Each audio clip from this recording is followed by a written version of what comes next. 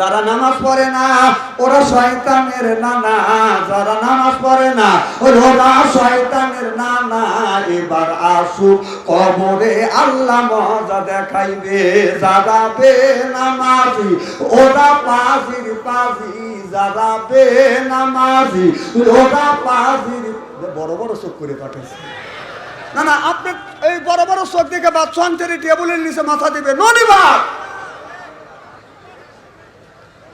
মানুষ যদি মারা যায় কবরের মধ্যে সর্বপ্রথম তিনটা প্রশ্ন করবে, মান রব্বুকা ওয়া মা দীনুকা ওয়া মান নাবিয়ুকা, বলো তোমার রবকে, তোমার ধর্ম কি, তোমার নেতাকে। ওই দিন যদি সোয়ালের সঠিকভাবে যদি পাওয়া যায় ওই কবরটা হবে জান্নাতের টুকরা। আর সঠিকভাবে যদি না পাওয়া যায় ওই কবরটা হবে জাহান্নামের টুকরো। কবরের মধ্যে বলবে মান রব্বুকা, তোমার রবকে, ওয়া মা দীনুকা ওয়া মা নাবিয়ুকা, বলো তোমার রবকে, তোমার ধর্ম কি, তোমার নেতাকে। এই প্রশ্নটা করবে প্রত্যেকটা মানুষ, নারী হোক আর পুরুষ হোক। এই প্রশ্নের সম্মুখী হতে হবে। আপনি যদি কবরের মধ্যে যায় যদি বলেন রব হলো আমার আওয়ামী লীগ আর রব হলো আমার আওয়ামী লীগ, এই কথা বললে কি আপনার ওই রহমতের ফেরেশতা কবর থেকে চলে যাবে? যদি বলি প্রধানমন্ত্রী হাসিনার কথা যদি বলি, কারণ হাসিনাকে দেখে সব মানুষ ভয় পাইছে, এখন আপনারা বলুন কবরের মধ্যে আল্লাহর ফেরেশতা কি বাদান ভয় পাইবে? কারণ আল্লাহর ফেরেশতা ওকে ধরবে, ওকে ধরবে। আমার ভাইয়ের আমার রাবিয়া বস্তি নামে একজন মহিলা, এই রাবিয়া যেদিন মারা গেলেন রাবিয়া বস্তিকে কবরস্থ করলেন। কবরের মধ্যে মুনকার নাকি ফেরেশতা রাবিয়াকে বলে মান রব্বুকা, বলো রাবিয়া তোমার রবকে। রাবিয়া বস্তি বলতেছে আপনি কে? সুবহানাল্লাহ, জোরে কর। একজন মহিলা তাকে জিজ্ঞেস করতেছে মান রব্বুকা, বলো তোমার রবকে। রাবিয়া বস্তি বলতেছে আপনি কে? তাহলে বোঝা গেল আপনার সাবেক প্রধানমন্ত্রী হাসিনার চাইতে রাবিয়া কম না। ঠিক,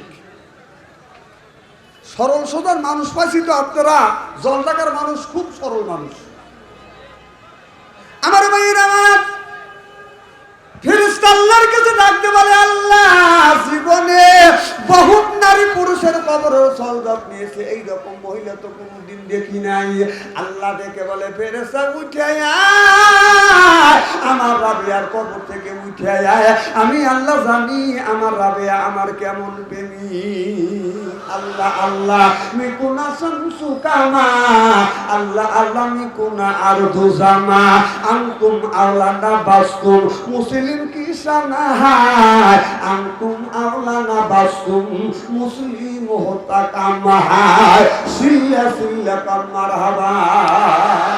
আমার ভাইয়েরা আমার মানুষের নামাজের কথা আল্লাহ, নামাজের কথা 80 থেকে 82 জায়গা বললেন। আপনি মুসল্লা নামাজ কায়েম করো, তু যাকাত আদায় করো, কুতিবা আলাইকুমুস সিয়াম, রমজান মাস আসলে রোজা রাখো। এই কথা কার? আল্লাহ 80 থেকে 82 জায়গা বললেন আকিমুস সালাত, নামাজ কায়েম করো। নামাজের কথা আল্লাহ 80 থেকে 82 জায়গা বললেন। যাকাতের কথা আল্লাহ 30টা জায়গা বলছেন। আর কুতিবা আলাইকুমুস সিয়াম, রমজান মাস আসলে রোজা রাখো, এই কথা আল্লাহ 1 থেকে 2টি জায়গা ইঙ্গিত করেছেন। তাহলে 1 নম্বর নামাজ পড়া লাগবে, টাকা থাকলে আপনার যাকাত দেওয়া লাগবে। জোরকন ঠিক কিনা? মুসলমান ভাইরা আমার, বন্ধুগণ আমার, ভালো করে লক্ষ্য করে শুনুন। এই রাবিয়া আল্লাহর এমন একটা বান্দি ছিলেন, আল্লাহর সাথে সম্পর্ক করতেন। এই রাবিয়া সারাদিন হাড় ভাঙা পরিশ্রম করতো। আর রাত হইলে আপনার ঈশান নামাজ পড়ে বাদান অতি তাড়াতাড়ি বাদান ঘুমিয়ে যাইত। আল্লাহর নবী আখিরি জামানার পয়গাম্বর মুহাম্মদুর রাসূলুল্লাহ সিরাজাল মুনীরা ওয়া বাশীরা ওয়া নাযীরা। আল্লাহর নবী বললেন তোমরা ঈশান নামাজ পড়ে খানা পিনা করে অতি তাড়াতাড়ি ঘুমিয়ে যাও, কারণ তোমার তাহাজ্জুদের নামাজ আছে। একটা বাচ্চা হারিয়ে গেছি তো ওটার কথা খুব মিশছে না। একটি শিশু বাচ্চা হারিয়ে গেছে, 5 বছরের শিশু বাচ্চা পাওয়া গেছে। আলহামদুলিল্লাহ বলে। আপনাদের আলহামদুলিল্লাহ সাইজ এটা আলহামদুলিল্লাহ জোরে কন্ত দেখি। আচ্ছা ওই বুড়ো আপনারা চা দোয়া গুলি তুলে দেন, ওনাদের কষ্ট হচ্ছে, বসার একটু জায়গা করে দেন। ওখানে বসার জায়গা করা যায় না, জায়গা অতিরিক্ত সংকীর্ণ হয়ে গেছে, ছোট হয়ে গেছে। যা হোক, আমি কি যেন বলতেছিলাম। আচ্ছা আর একটু আগাম যাবে না? আমি আগাম যাবে আমি ওই দেখেন ওনারা বলতেছে আগাম যাবে না। গরমের মধ্যে আমি এখন কি করবো? এখন একেবারে গরমও নাই, আমি 1 থেকে 3 পর্যন্ত করব। কথা বুঝতেছেন না? 1 থেকে 3 পর্যন্ত বলবো। যারা বেটা ছাড়া তারা প্রয়োজন হলে একটু আগা আসবে, জায়গা ছেড়ে দিয়ে আর এক জায়গা দখল করবে। আর যার মহিলা মার্কা মানুষ ওদেরকে বাথাম দিয়ে বাড়িলেও সামনের দিকে আসবে না।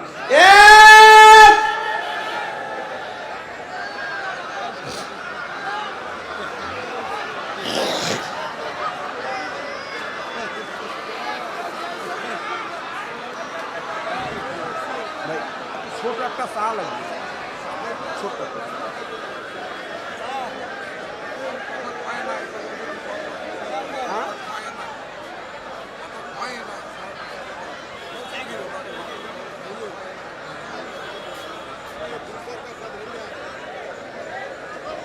যারা তারা আছেন এই সুযোগে বসে পড়েন।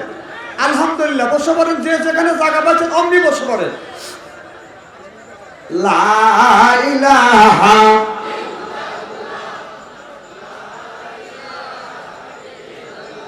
লা ইলাহা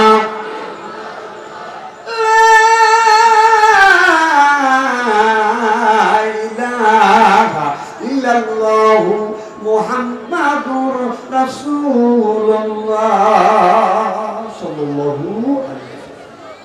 আমার ভাইরা বলতেছিলাম সারাদিন হাড় ভাঙা পরিশ্রম করতো, আর রাত হলে ঈশান নামাজ পড়িয়া তাড়াতাড়ি ঘুমিয়ে যাইতো। সুবহানাল্লাহ তো জোরপা।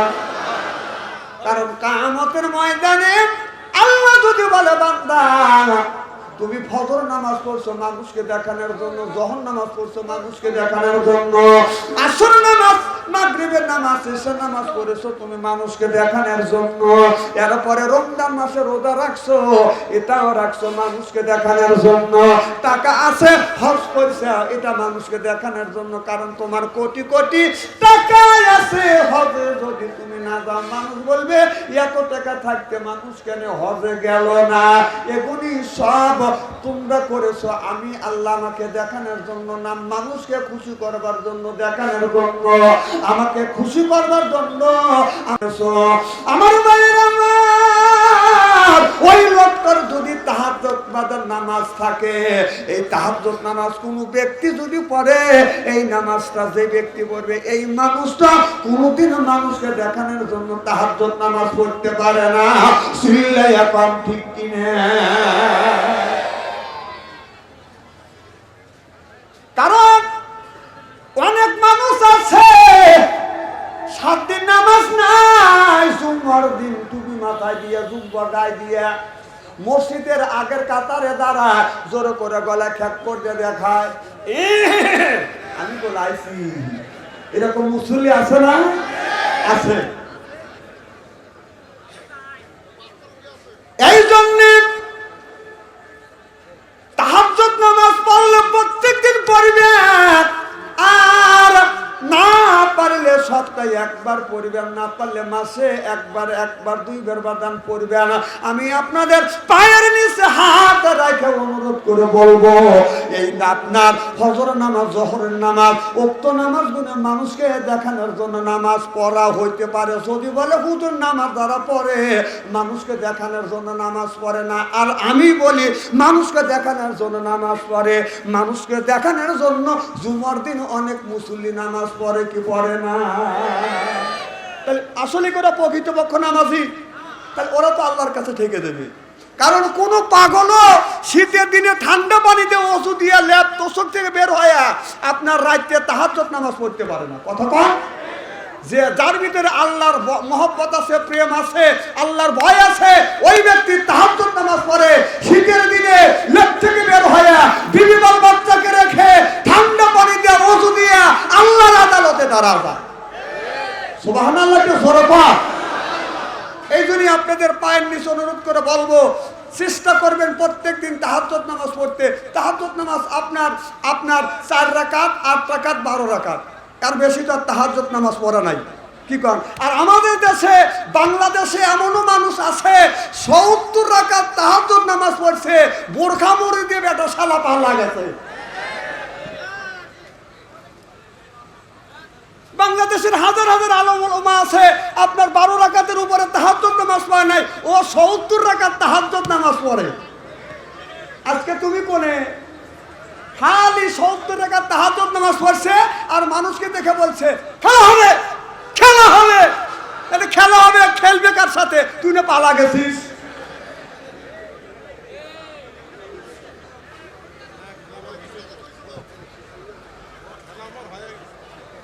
খেলা হয়ে গেছে। খুব কি খারাপ লাগে নাকি? চলবে তো ঘন্টা খানি। আমি যদি আর ঘন্টা খানি এরকম আলোচনা করি, সনাতনে রাজি আছেন তো? হাত তুলে দেখান তো, দেখে রাগ করবেন কারা কারা? না না, আপনাদের মন মানসিকতা ভালো আছে, আমি অন্তর থেকে দোয়া করি আল্লাহ যেন জান্নাতে জানিয়ে কেমন শিখে দেয়। জোর কান আমিন। আরে ভাইরা, ভালো করে লক্ষ্য করে শুনুন, আমার নিয়তে বাদান শুনতে হবে। এই রাবিয়া সারাদিন হাড় ভাঙা পরিশ্রম করছে, রাত হলে রাবিয়া বসতি আপনার অজু দিয়ে রাত 12টার পরে অজু দিয়ে বাদান তাহাজ্জুদের নামাজ বাদান আদায় করেছে। এরপরে তাহাজ্জুদ নামাজ পড়িয়ে এই রাবিয়া আপনার কোরআন তেলাওয়াত করিয়ে বসে বসে নবীর উপরে দরুদ পড়তেছে।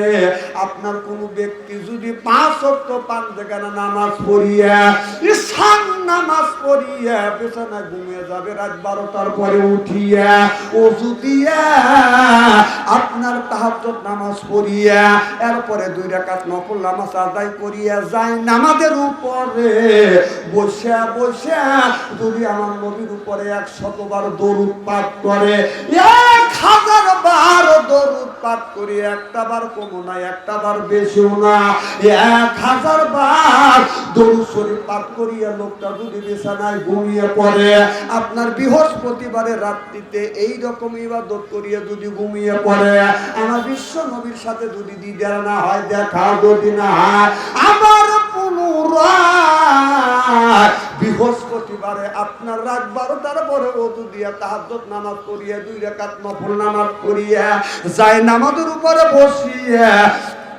নবীর উপরে 1000 বার দরুদ পড়িয়া ডান কান্দে ডান কায় থয়ে আপনার বিছানায় শুয়ে পড়বেন দরুদ পড়তে পড়তে।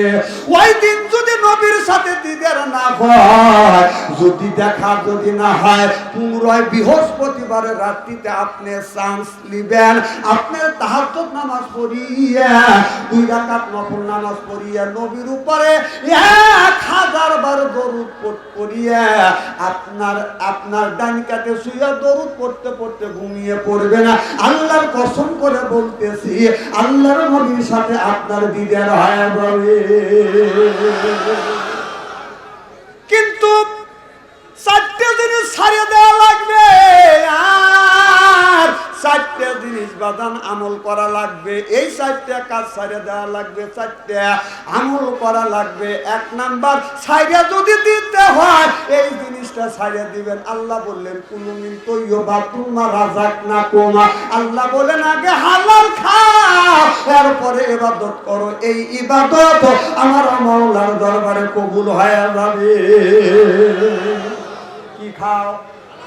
আগে হালাল খাও। কুলু মিন তৈয়বাতুন মা রাযাকনাকুম, আগে হালাল খাও, এই কথা কার? আর আপনি হালাল না খাইয়া সুদের টাকা ঘুষের টাকা খাইয়া আল্লাহর কাছে যাইয়া যত ইবাদত করেন না কেন, এই ইবাদত আল্লাহর দরবারে বন্দি, আল্লাহর দরবারে বাদান কোনোদিন কবুল হবে না। জোরে জোরে কান্না নাউজুবিল্লাহ। হালাল খাবেন, হালাল খাবেন, ইবাদত করবেন, আল্লাহর দরবারে কবুল হবে। আজকে আমাদের হালাল খাবার নাই, শুধু সুদ আর ঘুষের টাকা খাইয়া ইবাদত করি, আল্লাহর দরবারে বাদান ইবাদত কবুল হয় না। কারণ যেই নামাজ গুনি পড়ি, এই নামাজ কবুল হবে কেমনে? 1 নম্বর শর্ত হলো আপনার হালাল রুজি খাইতে হবে। হালাল খাইলে ইবাদত বন্দেগী কবুল করবে কে? আর হারামও খায়, সুদও খায়, ঘুষও খায়, এরপরে বাবার বাড়ি যাবাদান পাগল হয়ে যায়। এইরকম লোক আছে না নাই? ওদের খাঁচার ভিতর আছেন পাখি, ডুবলো কি পাবে? ওদের খাঁচার ভিতর আছেন পাখি, ডুবলো কি পাবে? ওই মুর্শিদকে খাওয়াইলে সানা পাখি কি খাবে? হায় হায়, মুর্শিদকে খাওয়াইলে সানা পাখি কি খাবে? ওদের মুর্শিদ খাইলে মাখন সানা, ওই পাখির তো খাওয়া হইল না। ওই মুর্শিদকে খাওয়াইলে সানা পাখি কি খাবে? পাখি গু খাবে। তা তোর কি? তুই নামাজ পড়, বাটপাটি জায়গা পাও না, নামাজ নাই, রোজা নাই, মুর্শিদ পাখি কি খাবে ওই চিন্তা তোমার করা লাগবে না। পাখির আহার আল্লাহ দিয়েছে, তুই ইবাদত কর, নামাজ পড়, রোজা রাখ, হজ কর, যাকাত দে, মিথ্যা কথা তুই বন্ধ দে। পাখি কি খাবে না খাবে ও চিন্তা তোর করা লাগবে না।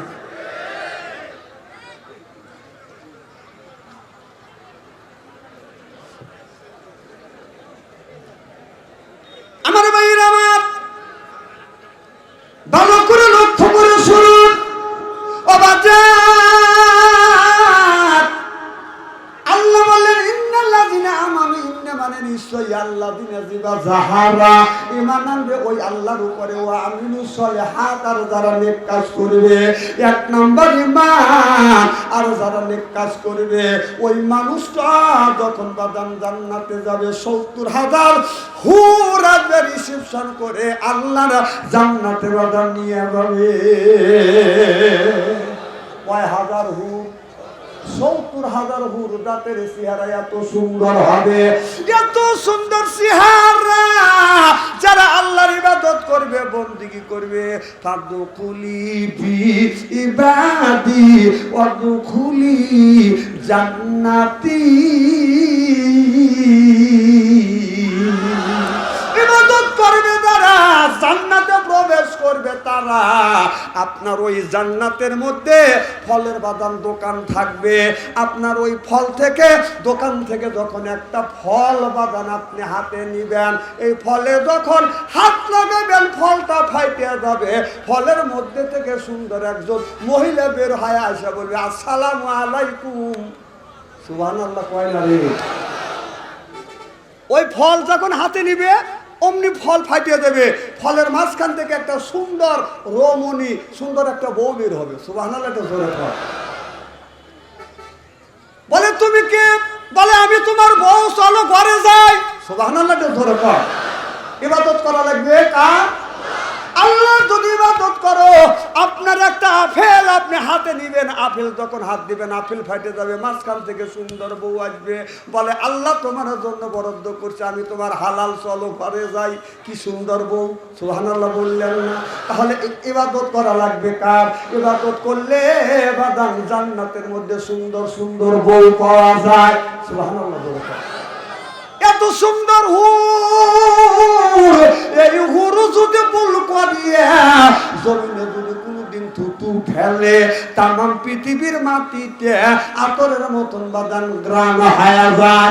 আর ভুল করিয়ে কোনদিন যদি পানির মধ্যে বাদান যদি থুতু ফেলে, তামাম পৃথিবীর পানিতে দুধের মতো সাদা হয়ে যাবে। না, তাদের থুতুর কি ফজিলত। আর আমাদের যে ঘরের মধ্যে হুর আছে, ওই হুরের বালিশের নাক রাখা যায় না। আরে বাবা,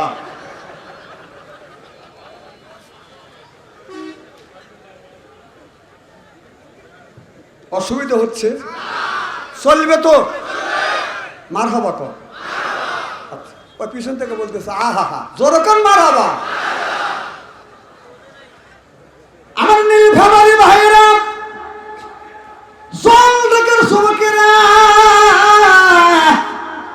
ভালো করে লক্ষ্য করে বাদান শুনতে হবে। এত সুন্দর আপনার হুর পাবেন যদি ইবাদত করতে পারেন, বন্দেগী যদি আল্লাহর করতে পারেন। হযরত জিবরাইল আলাইহিস সালাম একদিন বললেন, আল্লাহ গো, আমি তোমার জান্নাত দেখতে চাই, তোমার জান্নাত দেখতে চাই, যদি অনুমতি দাও। আল্লাহ বললেন, অনুমতি দিলেন, দেখো আমার জান্নাত তুমি পাও, জান্নাতের মধ্যে যাও, এবার জান্নাত ভ্রমণ করে দেখবে। এবার জিবরাইল আলাইহিস সালামকে আল্লাহ 600 পাখা দান করেছে।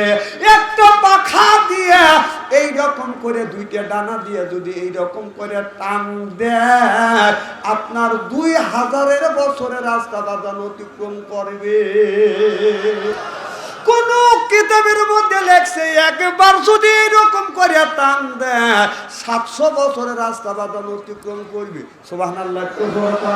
তার এক নয়, দুই নয়, আপনার জান্নাতের ভিতরে দেয়া বাদান এই পাখাটাই এক এক করিয়া 600 পাখা দিয়া জিবরাইল আলাইহিস সালাম এইরকম করে বাইয়াইতে বাইয়াইতে 70,000 বছর বাদান অতিক্রম করছে, জান্নাতের বাদান মুগ পায় নাই।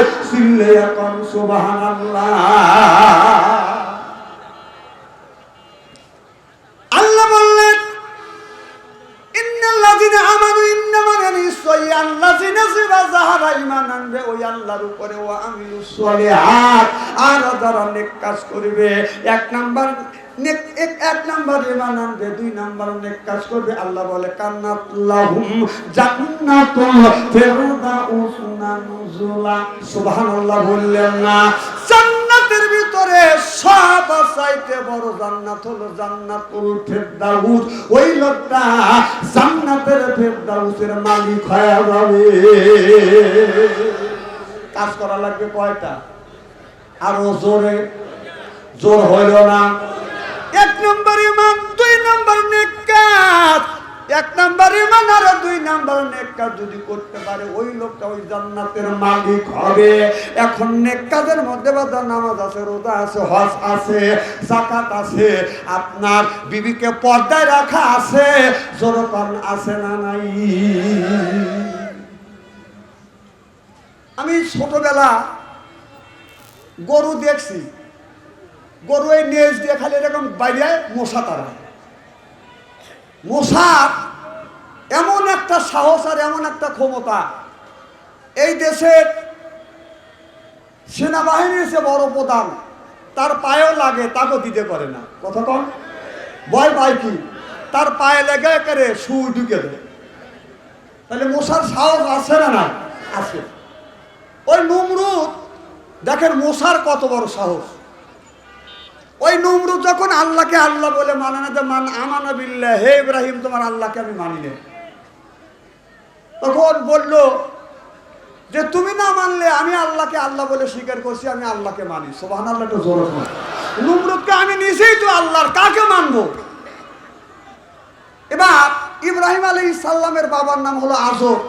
আজর যা বলতেছে, বাবা ইব্রাহিম আমাদের খোদা আছে, আল্লাহ আছে, ওই খোদাক মানো। কয় খোদাকে? কয় খোদা হলো নমরুদ। আমি তোমার খোদাক দেখো। চলো যাই। যায় দেখে নমরুদ নামে খোদাটা আপনার বোরখা পরে আছে। হযরত ইব্রাহিম আলাইহিস সালাম বলে, নমরুদ তুই বোরখা খোল দেখি, তুই কেমন খোদা। ও বোরখা খুলতে চায় না। টান দিয়ে যখন বোরখা খুলছে দেখা যাচ্ছে এমন কালোর কালো। কালো মানুষ খোদা হবে পারে? যেরকম পারে। কয় তোর এই খোদাকে? বলতেছে আব্বা আপনার এই খোদাকে আমি মানি না, এ খোদা না, এলো সবথেকে বড় কাদা। আমার ভাইরা আমার, এবার নমরুদ তার জাতীয় সংসদ সদস্যদেরকে নিয়ে পরামর্শ করলো ইব্রাহিম আলাইহিস সালামের আল্লাহকে, খোদাকে কেমন করে মারা যায়। একজন বলল একটা কাজ করেন। যে কি কাজ করব? কয় তীর নিক্ষেপ করিয়া ইব্রাহিম আলাইহিস সালামের খোদাক মারা যায়। কয় তুই আয়। তুই কথা কয় না, তুই তীর মারবো। কিভাবে তীর মারবো? কয় আমি জানি না। আর একজন উঠে বলে, খোদা সাহেব এলাকার যত ইটের বাটা আছে সব ইটের বাড়ি থেকে একটা মিনার তৈরি করো। মিনার তৈরি করে এই এলাকার মধ্যে যেই মানুষটা শক্তিশালী এই মানুষটাকে তীর খেলানো শিখা এবার ইট এনে বাদান মিনার তৈরি করলেন। এরপরে একটা লোককে তীর শিক্ষা দিলেন। দেওয়ার পরে ওই লোকটাকে আপনার ধাক্কা দুঃখ মিনার উপরে তুলিয়ে বলল, তীর নিক্ষেপ করো, দেখো ইব্রাহিম আলাইহিস সালামের আল্লাহ মারা যায় কিনা। নমরুদ বলল, ইব্রাহিম নবীর আল্লাহকে যখন মারিয়ে ফেলবো, খোদাকে যখন মারিয়ে ফেলবো, ইব্রাহিম দিয়া ইব্রাহিম দেহ। ইব্রাহিমের কাছে বলতেছে তোমার খোদাকে মারা হবে। তীর ধনুক নিয়ে দেখেন মিনারের উপর উঠে গেছে। ইব্রাহিম আলাইহিস সালাম মিষ্টি মিষ্টি হাসে। পাশে থেকে আরেকজন কয় যে খোদা সাহেব লক্ষণ কিন্তু ভালো না, কারণ কেউ যদি কারো খোদাকে মারিবে তার মন খারাপ হবে। এত মন খারাপ না, এই মিষ্টি মিষ্টি হাসতেছে। সুবহানাল্লাহ। তখন ওই মিনারের উপর উঠে যেই তীর নিক্ষেপ করছে, আল্লাহ কয় জিবরাইল, হে ফেরেশতা ওই তীরটা ধর। জিবরাইল আলাইহিস সালাম তীর ধরছে। আল্লাহ বললেন, জিবরাইল আলাইহিস সালাম তীর ধরার পরে বলতেছে আল্লাহ এখন কি করব। আল্লাহ কয় তীরের সাথে তুই একটু রক্ত মাখা দে। নমরুদ জানে মনে করে ইব্রাহিম আলাইহিস সালামের খোদা মারা গেছে। যখন ওই তীরটা জিবরাইল আলাইহিস সালাম ধইরা একটু রক্ত মাখা দিছে, রক্ত মাখানো তীর এসে দব্বস করে আপনার নমরুদের সামনে এসে পড়ে গেল। নমরুদ কয় ইব্রাহিম তোর খোদা কল শেষ। ইব্রাহিম আলাইহিস সালাম আকাশের দিকে তাকা কয় আল্লাহ এবি ওর সাথে পারি না, আবার তুমি কি খেলা শুরু করলে। এবার তারপরে বলল যে না, আমি আমার খোদা মরে নাই, আমার খোদা এখনো জীবিত আছে। সুবহানাল্লাহ। ইব্রাহিম আলাইহিস সালাম যখন নমরুদকে খোদা বলে মানে না, আপনার জাতীয় সংসদ সদস্যদের নিয়ে ডেকে ডেকে বললেন কি করা যায়, ইব্রাহিম আলাইহিস সালামের খোদাকে কেমন করে মারা যায়।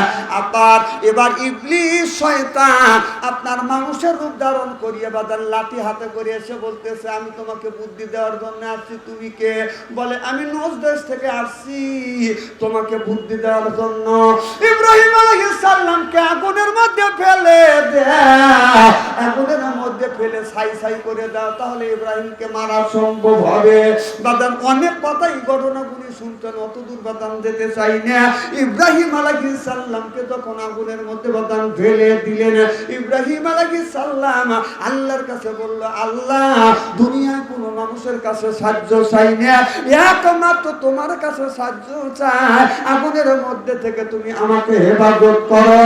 এবার নমরুদ বলল আগুন রে আমার সত্য ইব্রাহিম আলাইহিস সালামকে পুরে ছাই ছাই করে দাও।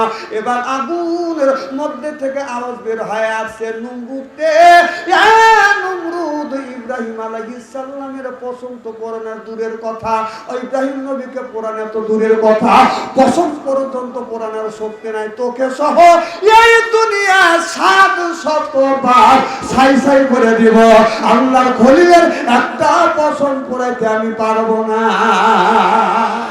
আল্লাহ নোটিশ জারি করে দিলেন কুলনা ইয়া নারুকুনি বারদা ওয়া সালামান আলা ইব্রাহিম। আগুন রে তুমি ঠান্ডা হয়ে যাও, ইব্রাহিম আলাইহিস সালামের জন্য ফুলের বাগান হয়ে যাও। 40 দিন পর দেখা গেল ইব্রাহিম আলাইহিস সালাম সশরীরে আগুনের মধ্যে থেকে বদন বের হয়ে আসলে। তখন বলল যে সব সৈন্যদেরকে বলল তোমরা তীর ধনুক যা আছে নিয়ে প্রস্তুতি গ্রহণ করো, আপনার ইব্রাহিম আলাইহিস সালামের খোদার সাথে আমরা যুদ্ধ করব। তা আল্লাহ বললো আমার সাথে যুদ্ধ করতে চাই, মশা বাহিনীকে ডাকলো, হ্যাঁ মশা বাহিনী তোরা তাড়াতাড়ি আয়। যত মশা আছে সব মশা আল্লাহর দরবারে হাজির হয়ে গেল। একটা মশা আসতে দেরি হয়ে গেছে, সেটা হলো ল্যাংড়া মশা। কি মশা? ল্যাংড়া মশা। এদিকে ল্যাংড়া তো আমাদের 1 চোখ কানা, 1.5 ব্যাটারি।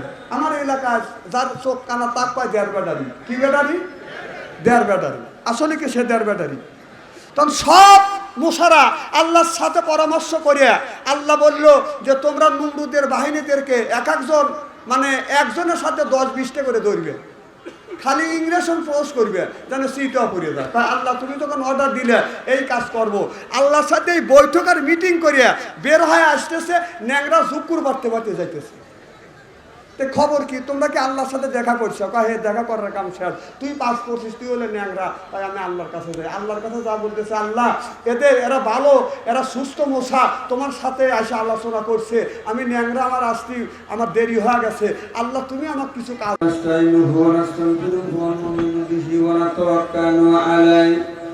ونعوذ بالله من شرور أنفسنا ومن سيئات أعمالنا من يهده الله فلا مضل له ومن يضلله فلا هادي له ونشهد أن سيدنا وسندنا وحبيبنا وقربنا ومولانا محمدا عبده ورسوله الذي أرسله بالحق بشيرا ونذيرا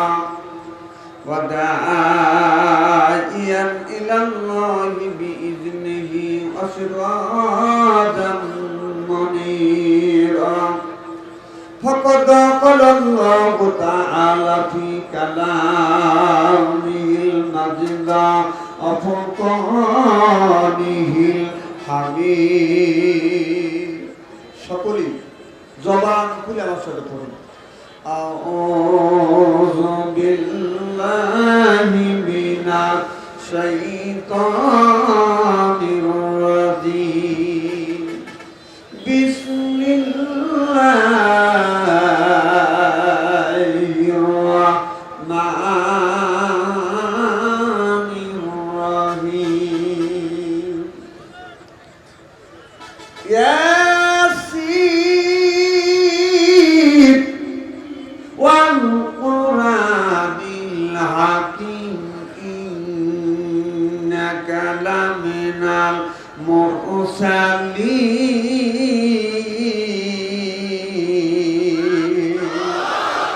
وقال تعالى في شأن رسول الله صلى الله عليه وسلم إن الله وملائكته يصلون على النبي يا أيها الذين آمنوا صلوا عليه وسلموا تسليما اللهم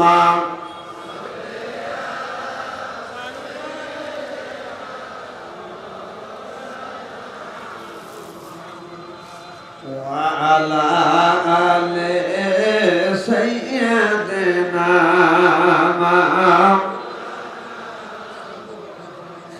চোখ দিয়া যা দেখিলাম, মন দিয়া যা শুনিলাম, চোখ দিয়া যা দেখিলাম, মন দিয়া যা শুনিলাম, নবী বিনে দরদি কেউ নাই। আমার আসল পরিচয় আমি মাহমুদের গোলাম। আল্লাহুম্মা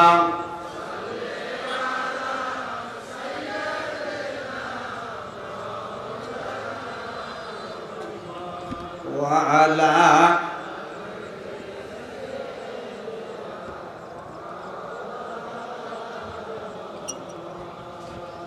নবী বলে, ওরে বেল্লাল আজ আমায় খুঁজলে পাবে না, আমার দেখা পাইতে চাও বেল্লাল আইরে সুতে মাদিনা। আল্লাহুম্মা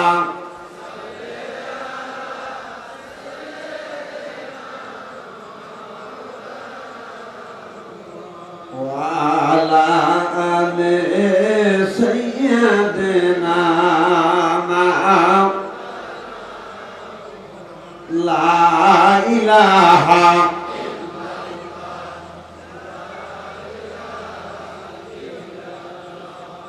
لا إله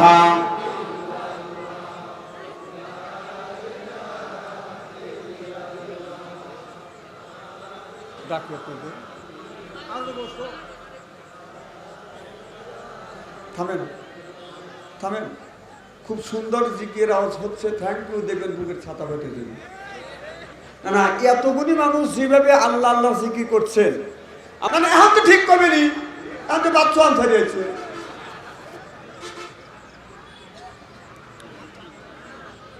জিকির করুন লা ইলাহা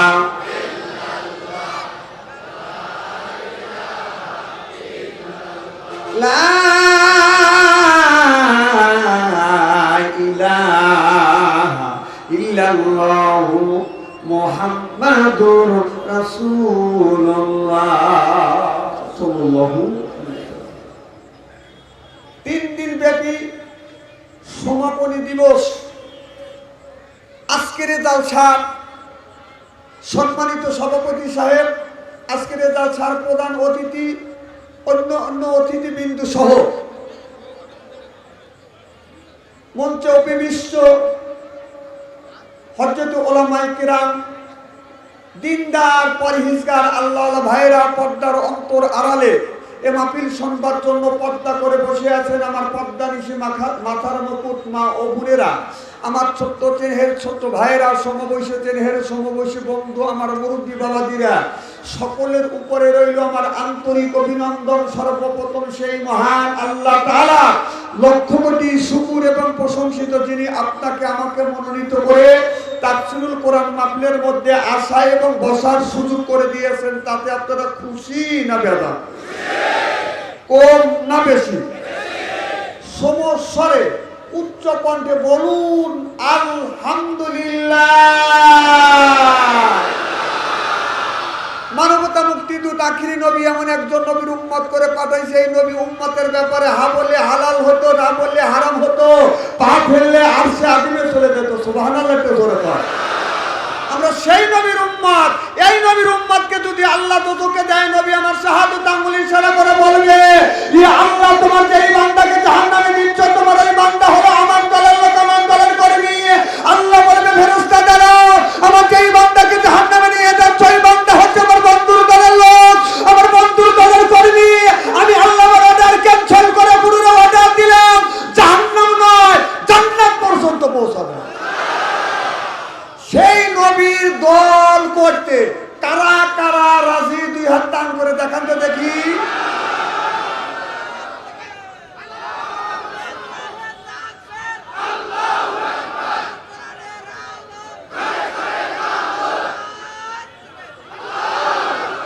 হাত নামান। এই মুহূর্তে হয়ে গেলাম আমরা নবীর দলের লোক, নবীর দলের কর্মী। দুনিয়ায় যতগুলি নেতা আছে প্রত্যেকটা নেতার কর্মীরা তা নেতাকে জানাই ওয়েলকাম, স্বাগতম, শুভেচ্ছা।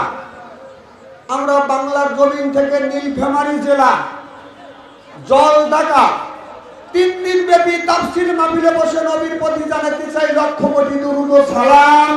সকলেই পড়ুন সাল্লাল্লাহু আলাইহি ওয়াসাল্লাম। সর্বপ্রথম জানতে চাই আমার ভাইয়ের, আপনারা সকলে ভালো আছেন?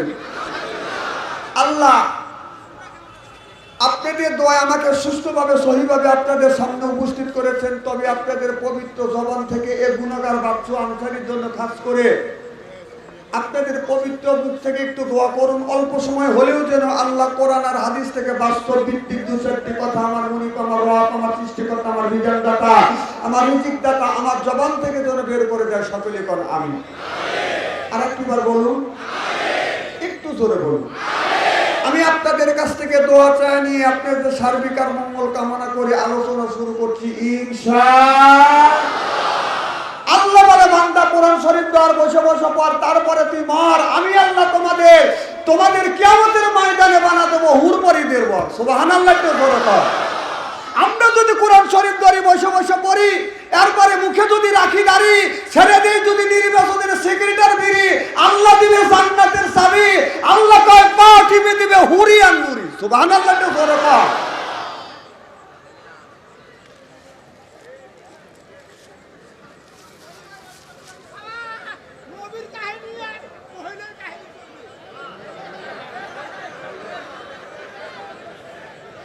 কারণ আমরা মার পেটের থেকে জন্ম নিয়েছি, মা বোনদের দুর্নাম করবো কেন? আমি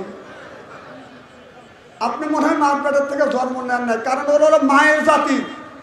প্রত্যেকটা মানুষ মার পেটের থেকে জন্ম নিছে, শুধু আদম আলাইহিস সালাম আর হাওয়া আলাইহিস সালাম ব্যতীত কোনো মানুষই মায়ের পেটের থেকে জন্ম নেন নাই। আপনার মায়ের পেটের থেকে জন্ম নিছেন না বাবার পেটের থেকে জন্ম নিছেন? বাহ, সুন্দর প্রশ্ন। বাংলা ওয়াজই তো করবো, এখানে ইংরেজি ওয়াজ করার জন্য আসছে নাকি? মানে আলোচনাটা শুরু করতে দেন, আল্লাহর কাছে খালি দোয়া করেন যে আল্লাহ যেন আমার জবান থেকে সুন্দর সুন্দর কথা যেন আল্লাহ বের করে দেয়, এই কথার মধ্যে আপনার ওয়াজটা চলে যেন আসে ইনশাআল্লাহ। তো আল্লাহ রাব্বুল আলামিন না ফাটাইছে, খুব ফাটাইছে, 16 বছর ফাটাইছে, আর ফাটানোর দিন নাই, ফাটানোর দিন চলে গেছে। আর 16 বছর ফাটানোর পরেও দেশের অবস্থা এরকম হয়ে গেছে, কথা কম। আর ফাটাফাটির দিন নাই, খুব ফাটাইছে। ফাটা খালাম্মা বসে ভারত রয়েছে, তসবি টিপতেছ টেপো। 16টা বছর স্বাধীনভাবে কোরআনের কথা বলতে পারি নাই, যেই জায়গায় গেছি সেই জায়গায় বাধা, সেই জায়গায় হামলা, সেই জায়গায় আক্রমণ, কথা কম। অত বাড়া বেশি ভালো না। আমার ভাইরা, মুসলমান ভাইরা, আল্লাহর হাবিবের উম্মতেরা ভালো করে লক্ষ্য করে শুনুন, আমলের নিয়তে বাদাম শুনতে হবে। আমাকে এই জায়গা আসার পরে আমাকে সাবজেক্ট দেওয়া হয়েছে বাদান নামাজ সম্পর্কে। সুবহানাল্লাহ, একটু জোরে বলুন। নামাজ এমন একটা জিনিস, এমন একটা বস্তু, নবীর সাহাবীরা আল্লাহর কাছে, আল্লাহর নবীর কাছে বললেন, ইয়া রাসূলুল্লাহ, ইয়া হাবিবাল্লাহ, আল্লাহর সাথে সম্পর্ক করার রাস্তাটা কি? আল্লাহর নবী বললেন, ও আমার সাহাবীরা, আমার আল্লাহর সাথে, মাওলার সাথে যদি সম্পর্ক করতে চাও, বেশি বেশি করে তোমরা সিজদা করো। বান্দা যখন তার ভাগ্যের প্রতি কপাল আর মর্যাদার প্রতি নাকটা জমিনে ঠেকাইয়া যখন বলে সুবহানা রব্বিয়াল আলা, সুবহানা রব্বিয়াল আলা, আল্লাহ বলে বান্দারে আমি তোমার কাছে হাজির হয়ে যাই। বান্দা তুমি যখন অন্তরস্থল থেকে যখন আমি আল্লাহ আমারে তুমি ডাক দাও, আমি আল্লাহ তোমার রঙে রঞ্জিত হয়ে যায়।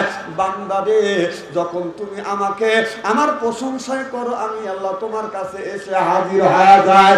বান্দা যখন সিজদায় পড়ে যায়, সিজদায় লুটে যায়, মর্যাদার প্রতীক না ভাগ্যের প্রতি কপাল জমিনে ঠেকাইয়া আল্লাহ পায়ে সিজদা দিয়ে যখন সুবহানা রব্বিয়াল আলা বলে, বান্দা আর আল্লাহর মধ্যে বাদান বেশি দূরত্ব থাকে না। আল্লাহ নবী বললেন, বান্দা আর আল্লাহর মধ্যে কাছাকাছি হয়ে যায়।